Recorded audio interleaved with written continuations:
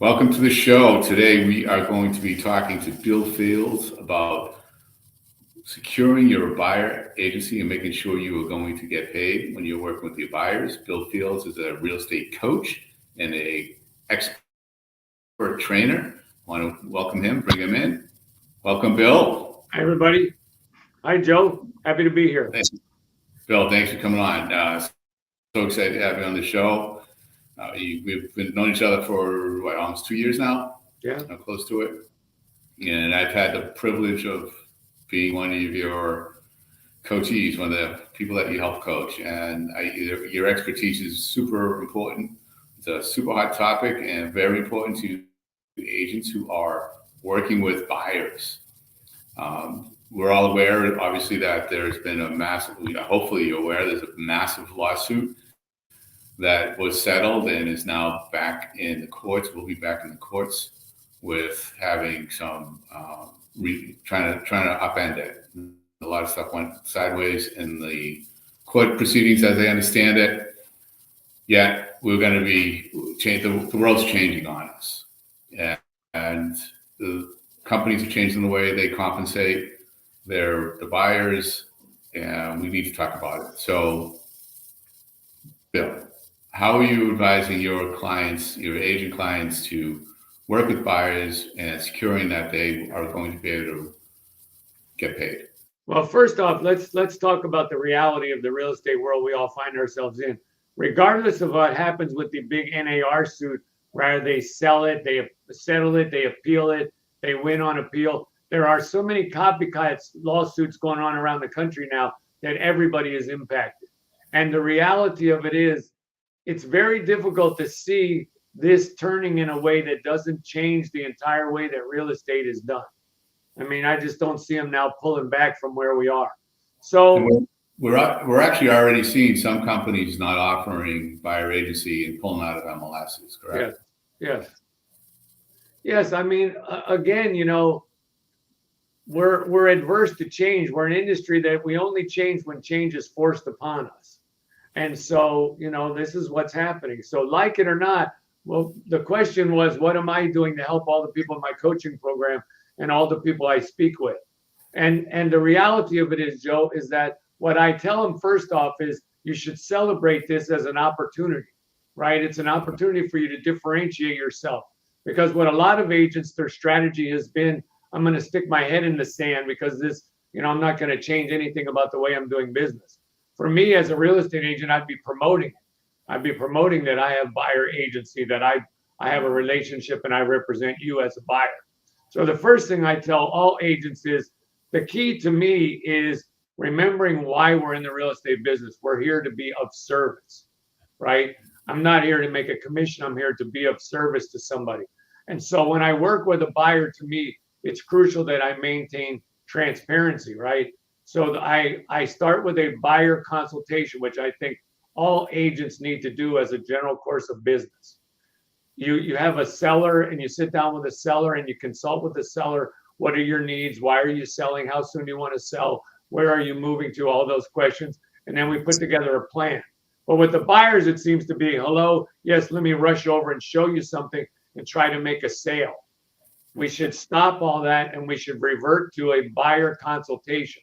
So a buyer calls me, I want to see this property. Great, I'll be happy to show it to you. But before we do that, we need to sit down so that I can figure out the best way to help you.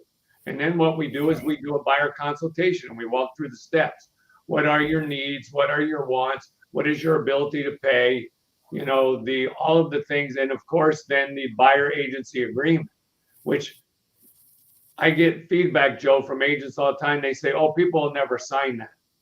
Well, if you put a piece of paper in front of me that says, this is a piece of paper that says I'm going to get paid a commission no matter if I do the job or not, of course I'm not going to sign that, right? So part of the reality of getting a buyer to sign it is explaining to them what it is you're asking them to sign and how it benefits them as a buyer. So, the question comes up, does this require me to pay you as my agent? The answer is yes. I mean, in a buyer broker agreement, it says in there clearly that you owe me a commission. Now, the other part, and this is why, again, it's important for us to have a buyer consultation, because it allows me to sit down with the buyer and explain to them, although it says that in this buyer agreement, in most cases in real estate and going forward, I still believe this to be the same. If there is a commission that is offered by a seller to the buyer agent, that can be paid in lieu of you paying. And so generally speaking, the houses that I'll be showing you will offer you that as an opportunity. But again, this is the reality, and you do have to explain to a buyer, yes, this is what it says. It says this, and you know, this is how we work with that. Because some agents are afraid to say that, like they don't want to say, yes, it says I'm going to get paid. I mean, I'm not going to say to you that that's what this agreement is for. I'm going to say to you, this is an agreement that authorizes me to go to work for you to find the type of property that you're looking for in the price range that you're comfortable with in an area that you want to live. And it's instructing me to negotiate on your behalf when we find that property and help you work with the vendors, the lenders, the appraisers, and all the other support people that are necessary to get your transaction closed. That's what this agreement says. And then it does spell out how I get compensated for that, right? But again, ladies, I'm sorry, Joe. Prior to that coming out, though, what I'd like you to back up, or maybe this is the order in which it would happen. When there's a consultation, would it not be best advised for the agent to be actually explaining their value and what that is? Yes. I found that the value used to be, hey, I'll drive you around and you don't have to pay anything. No. That used to be the value prop. Well, if that's unfortunately what a real estate agent sees their value. As I said, you're absolutely right. When we have the buyer consultation, I want to explain to them what my role as your agent is, right? So the first thing we're going to do is we're going to sit down, we're going to talk about what I sit down with a buyer and I create two lists, what you want and what you need, right? So every property I'm going to show you will have everything on your must-have list and as many things on your like-to-have list as possible. Again, in an area where you want to live in a price range you can afford, right? And so I will go over all those things. Are schools important to you? You know, what things are important to you as a purchaser of a new home? Distance to your family, distance to your job, you know, schools, all those kind of things are things that we would talk about before we would get into asking them to authorize a buyer agreement. Right. Absolutely. Yeah, again, it's back to the service. I'm here to serve. How can I serve you? But see, my service is not, you know, I'm going to put you in the car and drive you around until you go, I'll take the pretty pink one, right? And then I'll write that up and they'll submit it and I'll get a big fat commission check. That's not of service, right? Service is sitting down and explaining how I'm going to help you and why I get paid for helping you, what services I'm going to provide. So again, I think it's an opportunity for agents to market themselves. You know, there's some complications when there is no compensation. Well, what's the complication? The buyer's going to have to pay me. Okay, where they get here's where the complication will come in. Finance. Where's the money? So VA will not allow commission to be paid under any circumstances. FHA, we believe they're going to change that. Right now, FHA, a seller can contribute to the commission of another agent, right? They can do that under an FHA loan. Under a VA loan, you cannot. So the first problem, you're absolutely right, is where will some of this compensation come from when it's not going to be paid through the other traditional way that we were accustomed to coming from the seller? The buyer, ultimately, the buyer's always been responsible because the buyer's buying the house and he's taking that seller's going to take part of that money and pay it in commission. So the buyer's still paying the commission. It's just the technicalities of how we're going to do it. And the industry's not there yet. Yeah. That's the whole point about all these lawsuits and everything. That's not the stuff that has to be settled. The stuff that has to be settled are RESPA. You know, how's RESPA? How's the title process going to be handled? How is the mortgage process going to be handled? How is FHA VA going to allow as far as financing the commission? And how are lenders, generally speaking, is a lender going to allow me to finance that commission on top of? So the property appraises at $215,000, but I owe my buyer agent $8,000. So is that then? Am I going to be able to get that loan for $223,000 to pay for the property? And don't know yet. We don't know yet. These are part of the things that we're waiting to see. So you had mentioned also that the listing agents hopefully don't stop offering compensation, or at least they have that conversation deep enough with their clients that they understand all that. What are you coaching your agents on how to approach that with their sellers? Yeah, I'm coaching them to not to make changes unless it's necessary, right? I mean, if your seller is okay with offering a 6% commission, then take a 6% commission and offer a buyer agent a share of that.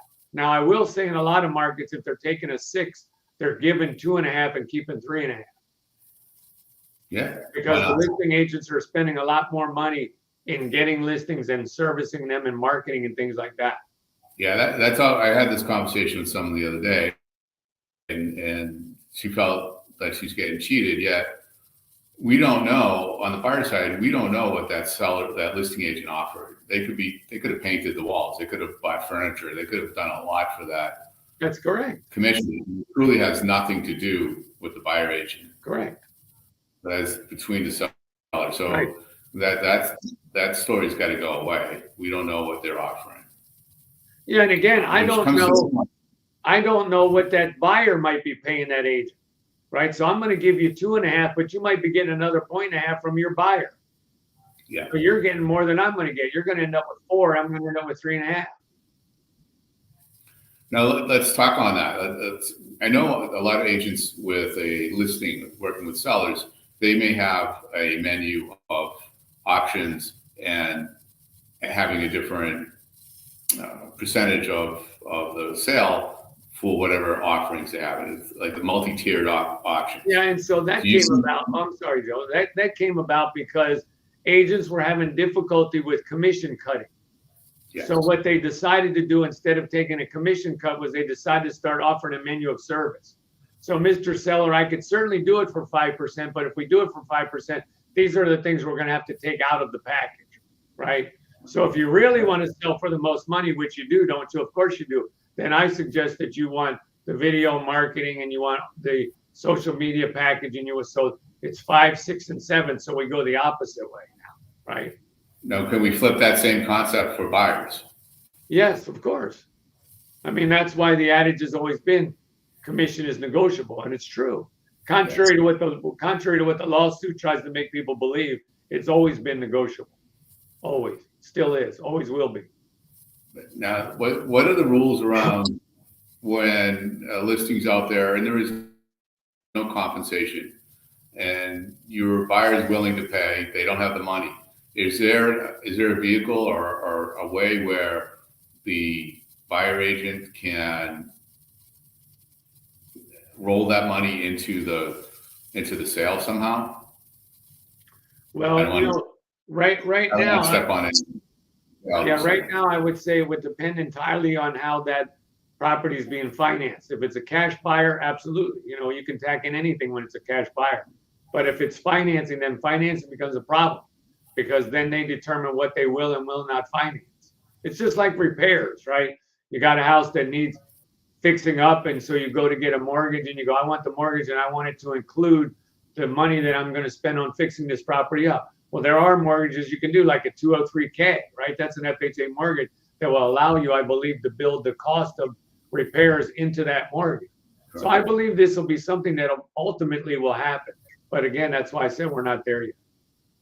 Right. Everybody needs to be working on this issue. Yes. But in the meantime, focus on taking listings, right? Focus on taking listings. Don't worry about working with buyers. Try to get as many listings as you can, because if you get the listings, the buyers will find you. You won't have to worry about finding them. Absolutely. I put the analogy, it's you want to own the store with the listings, or do you want to be a buyer agent or a personal shopper dragging people around from store to store? You want to own the store. Right. So markets are different from all around the country. What are some of the things that, well, let me ask this. Is the marketing different? Well, yeah, I mean, of course, it not only is it different. Real estate is a local business, right? So if I'm an agent selling real estate in, a blue collar, median price. I think the median price in the country now is 300,000, right? And you have a certain type of seller and a certain type of buyer. And your marketing is geared towards relating to those people on that level. If I'm in a luxury home market, then it's a slightly different type of buyer, slightly different kind of seller, and my marketing will reflect that. But conceptually, where the business is coming from and things like that, not really that different from market to market. Right. I mean, farming's farming, right? Right. Farming, SOI is SOI. The senior market is the senior market, which is huge, right? That's where the future is going to be, all of us getting older, right? So there's a lot of opportunity there. So you're coaching agents from around the country. I do. What are the top 3 listing tactics that you see that are universal? Okay, so my top producer, who made $1.25 million this year, Mr. Craig Duran from Panama City Beach, Florida.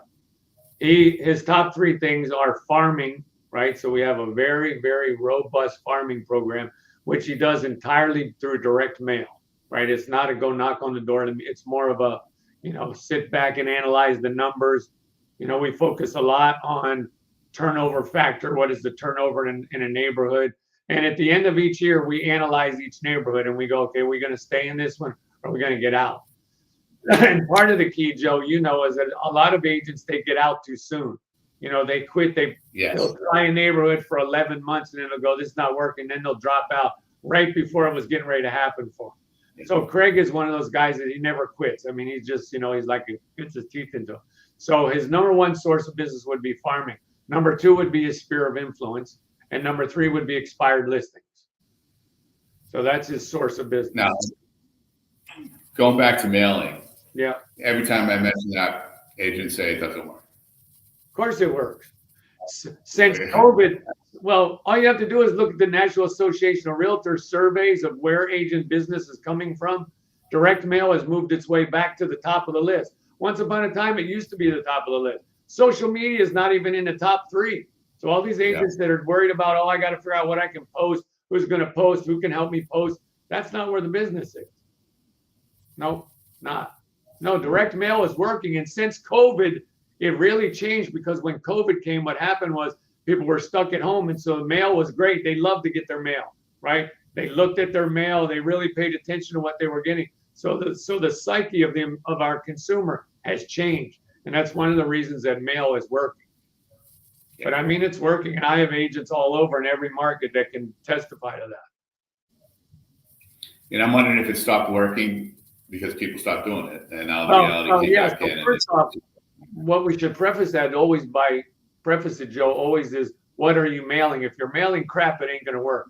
So if you're mailing, Easter greetings and happy Thanksgiving and reminders to turn back your clock, don't be surprised that you're not getting any business, right? Because that doesn't.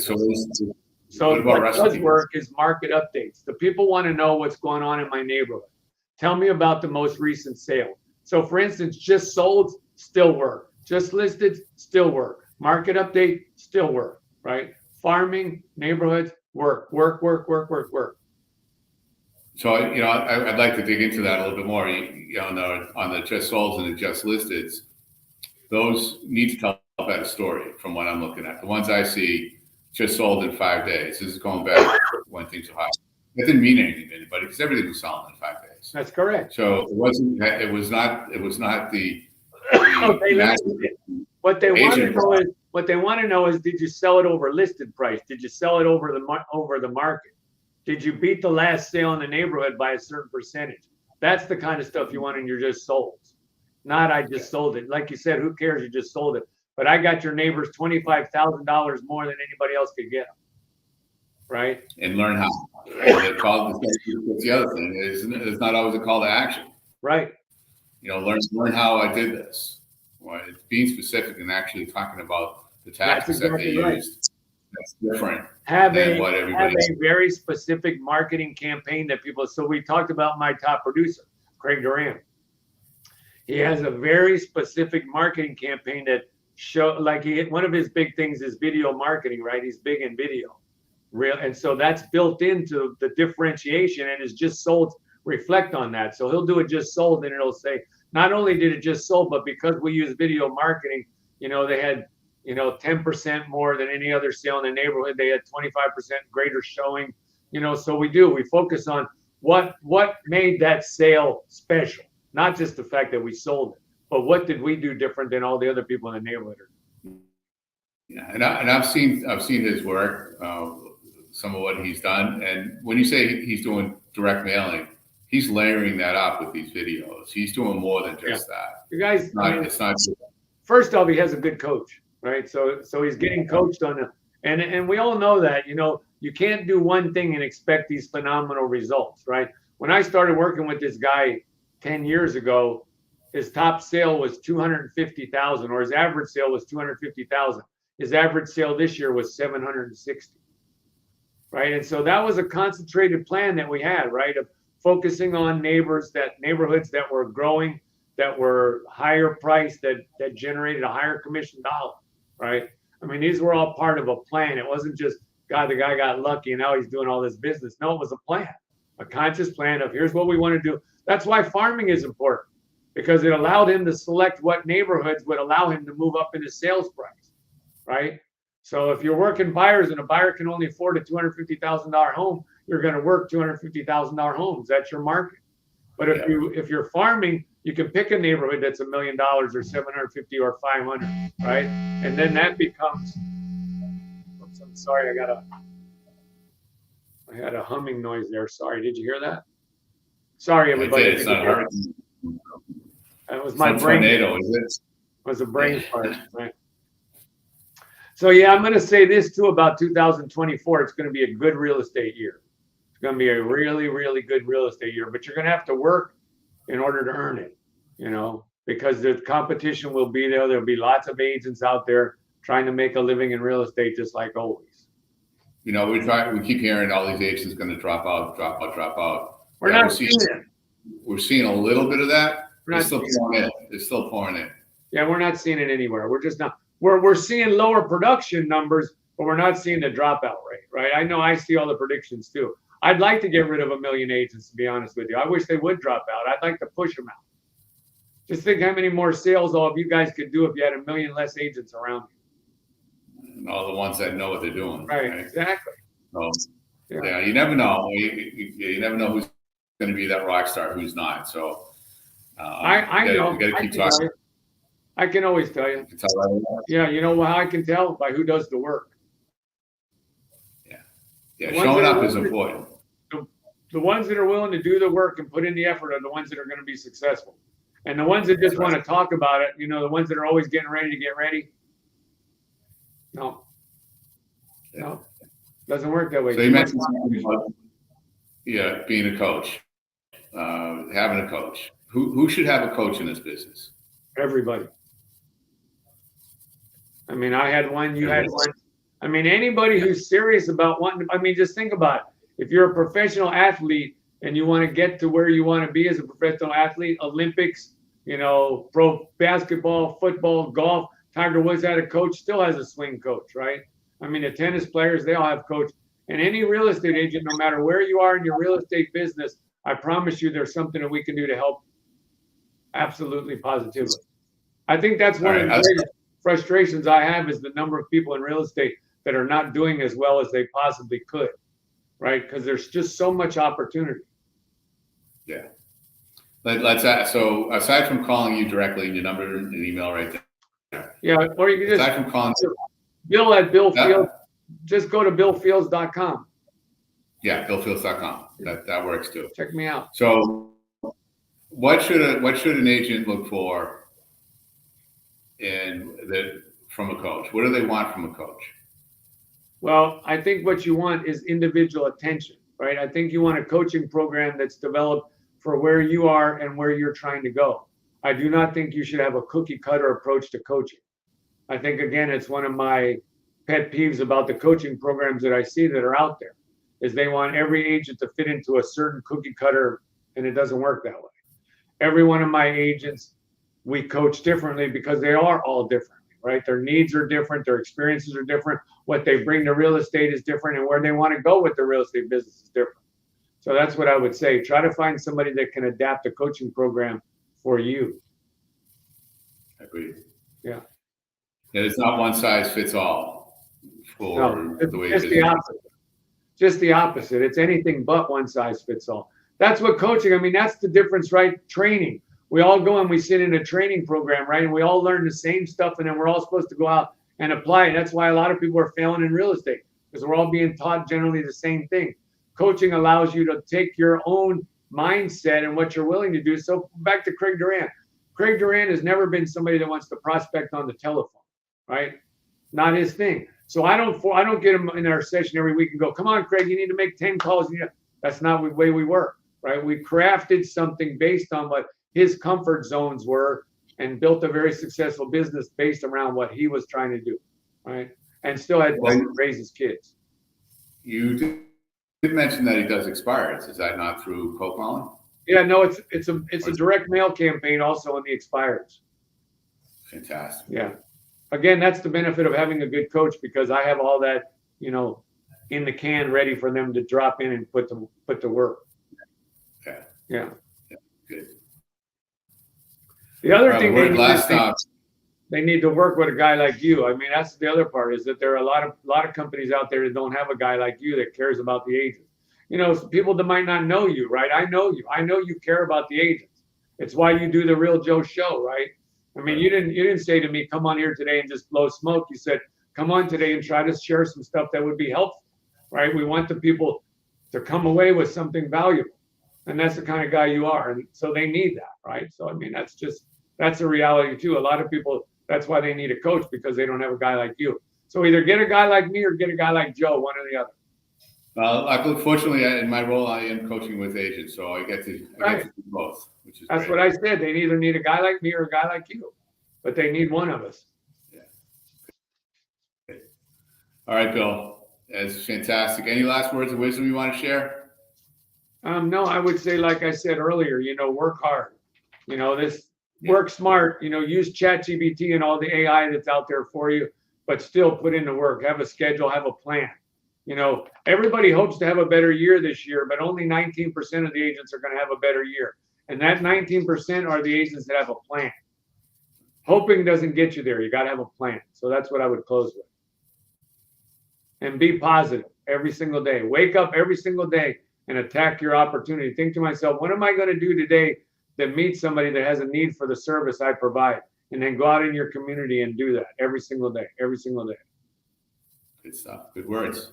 Bill, thanks so much for coming on. It's been my pleasure. Hope everybody got something out of it. Like I said, reach out to me, bill@billfields.com. I'd be happy to give you a free analysis, spend a little time on your own business, and we could talk about how I might help you. And then if not me, then reach out to me. Stay on for a second. I want to catch up with you at the end. Okay. Me or them? With you. Okay.